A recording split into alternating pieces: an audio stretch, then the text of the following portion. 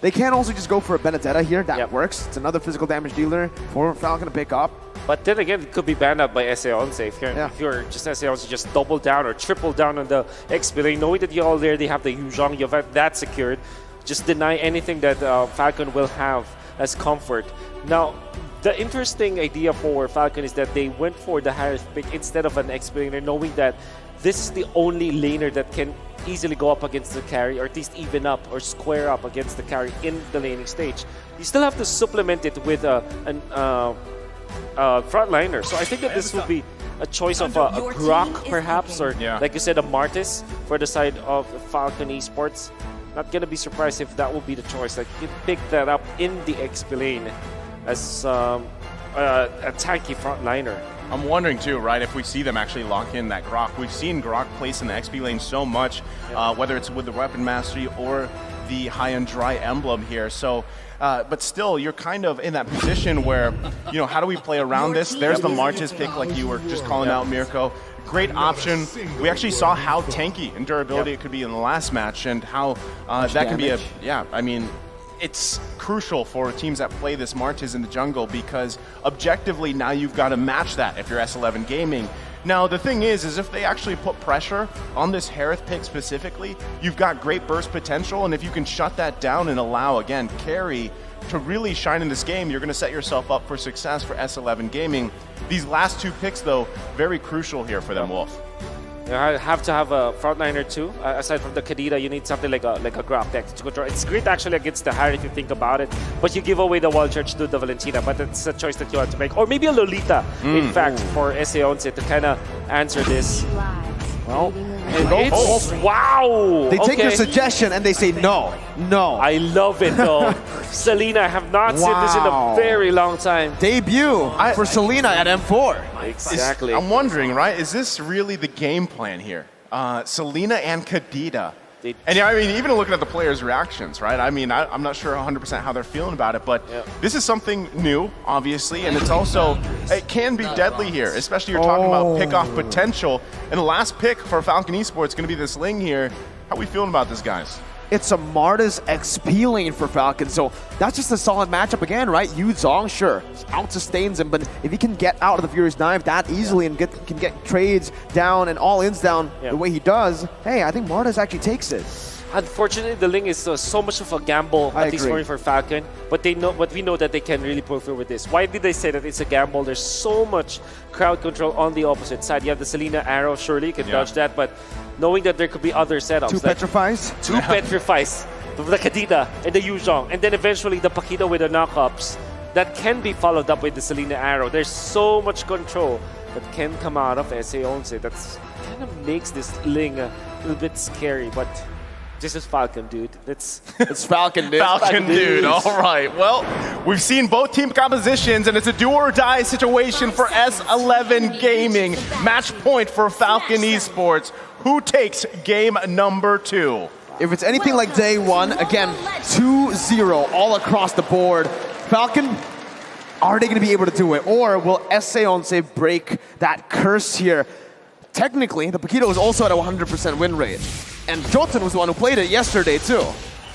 Yeah, and I think, I mean, in terms of just the Paquito alone, being in the jungle specifically, this is something we don't see too often, right? I mean, usually it's in that side lane, but still running the high and dry here, that burst potential, that snowball potential is really good, especially when you're pairing it with a Selena pick here. You can already see even Ken going to be the focus, but gets out of there fine. Still, though, your pick-off potential with a Selena, with Chan here, is huge if he can land those Abyssal arrows. Yeah. You can see the vertical jungling coming out from Falcon's jungler Ken. After going for his purple buff, he went to the opposing Grammar. I don't know if that will actually give him more gold, but so far it's so good coming out from Falcon. And we know Ken, we can call him Ken the Man or Ken the Man. Hey, there are a lot of nicknames that Leo created for him. The Candy Man, the Burmese Python, I don't know. You can, or even the Dancing Peacock. I'm pretty sure if you watch that video of Leo out there, when he threw those names out there, Ken's face, just read the room. Well, going back to the game, I mean, specifically, you guys make a good point, right? The Ling is kind of risky here, but still, I think you play off the fact that you have Naomi on this contract again. They smelled him. Johnson gonna be knocked up, and that's the collapse. First blood over to Ken. Hey, that's gonna be the missile. Arrow connecting though as well. Chan with an amazing pickoff. Both junglers falling early on, but Ken again with another first blood, dude. Dude, the way that he pathed through the top lane, he went in for, like I said, vertical jungling for Ken, right? And then eventually, he noticed that his Crammer is just, why is it not there? Why is it taken out? So he smelled where Jotun was and then outplayed him. Unfortunately, he got hit by an arrow. Oh, yellow flash. Finds Papa Dog, eliminates him. Justin also jumping with the Black Dragon form. Chance gonna fall to Naomi. Jotun, no, he does not get the turtle with the red tree, but he does get it with a punch. He will fall to the hands of Falcon though. 1.2k gold lead. And that's massive. Yeah. That's massive for Falcon because the fight that happened didn't have any jungler around it, but there were many kills for Falcon. And then because of the fact that Jotun is down for 2 deaths, Ken was able to get into his orange buff, which means that there will be a big advantage between the junglers that we have right now. I mean, not only that, but the fact that all those kills are pretty spread well here, but Kai in trouble. Oh, that's a 1v1. Zipix one more hit. Doesn't go for it. Erwin jumps in, doesn't get in range. He actually went for the flicker instead of the petrify. Oh, Naomi though, he has which a flicker. is interesting. Oh, Naomi, flickers forward, just whips Kai, takes him back down. Erwin now alone, jumps in on the Zipix. No petrify to lock him down. He also has that purify. The abyssal arrow whiffing there, and Justin just gets out free. I don't understand why they did not go for the petrify on the Kadita. That really is trippy. And Ken already. 3 blades, it's gonna be enough. Might go for Papadog again. Oh, there it is. 1 HP, he finds it with the orange buff, gets out, just walks away. Move. Yellow flash though, Jotun's looking for him, chasing him down. Yellow flash, trying to get away, he gets out with the flicker too! That's why you call him the yellow flash. Yeah, I mean, he flickered out of there just in time. And I mean, okay, going back to all the points here in the last couple minutes, still, interesting match, right? There's a lot of action 4 minutes in, and it's great to see. But again, if you're S11 Gaming, you got to be worried that look at this distribution of these kills here, as well as the gold. It's 3K ahead for Falcon Esports. Wow. It's very well spread. Naomi again with a lead in the kills with Zipex, and now the focus. Erwin can't find it here on the bottom side. Up until now, there are questions being asked here. Why didn't Erwin go for the petrify? And that really gave them a big disadvantage because we were talking about how much they can chain their stunts and how much they can control both the Hearth and the Ling. And that's all down the drain because now we'll have to rely on the petrify on to this Yu Zhong. You can see them just really struggle against Falcon's aggression because everybody's just outplaying each other. Yellow Flash is outplaying his lane matchup. You can see Zipix just winning the lane matchup versus Kai. Naomi too gets a Divine Judgment. Erwin, he gets the rough waves out in time, but he is going to lose out on that kill pressure again. Mid lane pushed in, shoved in. That's the Abyssal Arrow connecting, and Jotun's going to be able to follow that up. Knockout strike. Chan finds that kill. Ken looking for some compensation as he dashes in. Has a time of the blades. Gets Jotun knocked up. No, he doesn't, but he does find 3 blades. Ken styling, dashing all across the place. That was clean, right? That was a great play from Ken here, and it's really tough to. That was sweet, dude. Candyman. And maybe it sticks, right? But Chan, I mean, the arrows have been landing where they need to. It's just isn't enough time, and I feel like a big question too. Again, Erwin here with no petrify. Every time we Erwin, okay, he's gonna rough waves out. But still, every time we see a Kadita pop up with a flicker, I feel like that's usually cause for discussion because man, people are like, why do you not roll with that petrify? Now, you have to consider the fact too, there's 2 purifies here for Falcon Esports. That's right. So even those the CC available to S11, they've got to get through that first. Yeah, absolutely. Well, Zipix is already up with the Feather of Heaven. But the conceal play might be really bad for S11. Again, no petrify. You can see the impact here. Ken is going to be able to actually get closer. Naomi finds the Divine Judgment. You can say goodbye to Erwin. Zipix still going through on that Zaman Force, forcing the flicker out from Chan. Ken picks up the tier 1 in the bottom lane, and it's a 4,000 gold lead, 8-2 this time around.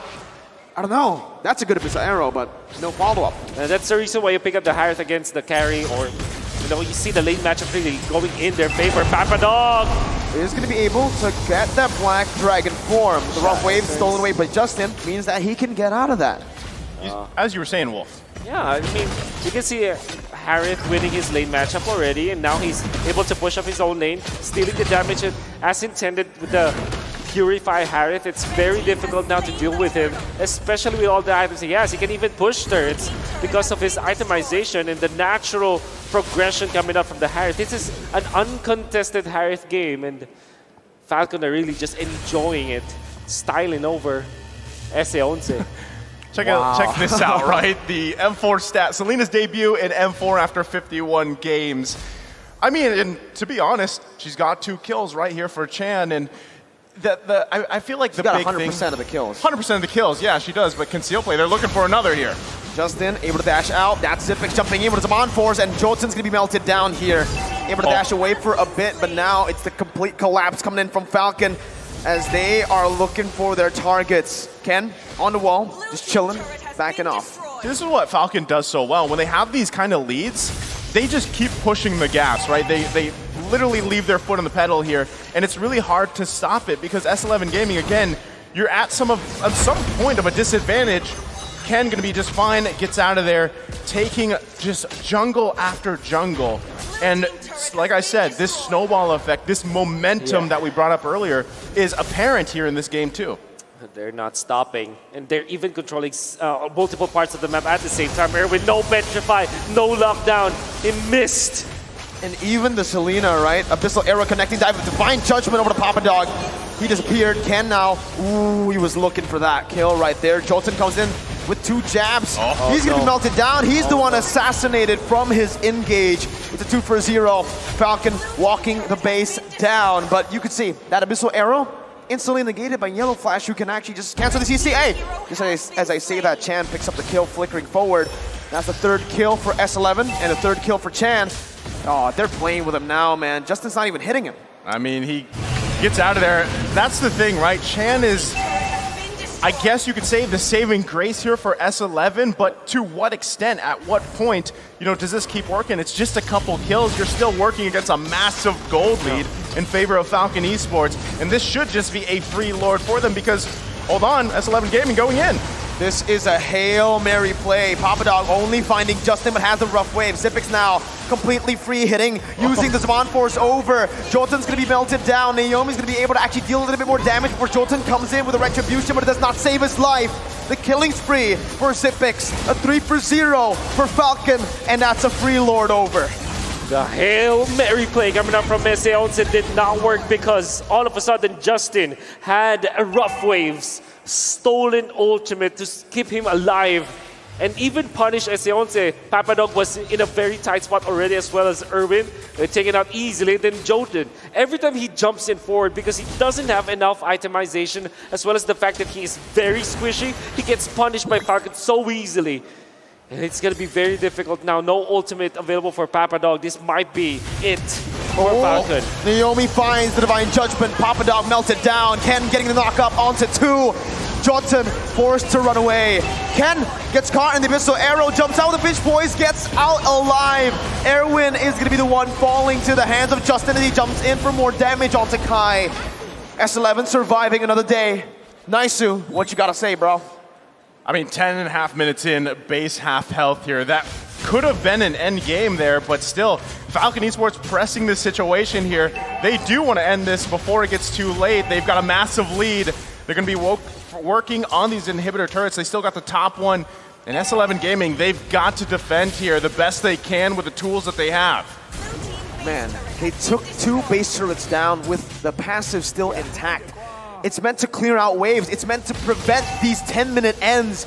But Falcon, with their 13,000 gold lead, are going to look for the end here with a mid-wave. Papadog with Black Dragon form, zoning Falcon away, but he's going to be melted down. What? How? Now you see him, now you don't. What the heck? Disappearing from the map. That's Jotun 2. 3 members, 4 members, everyone just falling left and right. Tan able to find the Abyssal Arrow, but Yellow Flash is a bit too tanky. Falcon do not want to end. Ken wants to chase. Finally, they go in for the end, and it's a clean sweep. 15,000 gold lead. No chance for S11 to come back from that. Falcon did not let go of the grip. They tightened it every single second that follows. They went in to control the map after their early spike, simultaneously pushing the waves, not giving any free kills to the side of S11. And all of the choices that the Argentinian squad made from the draft to the battle spell to the first few rotations did not work against the titanic team that we know of Falcon. I mean, there we go. Both teams showing the respect here. Unfortunately for S11 Gaming, they are going to be knocked out of the M4 tournament here. And just sportsmanship, very important between these two teams. And what can we say? Naomi, back-to-back MVP performance, taking out S11 Argentina out of M4. It was a crucial series. And there you go, both teams. Give them a round of applause here. That's beautiful. I love it, right? Out of the competition, they are all friends, and you could see it there displayed. Falcon are going to make their victory march down the stage here. Well, that was the first series of the day. Again, thank you guys so much. We'll be back after this. It's me, Naisu, Mirko, and Wolf. Analysts, break this one down.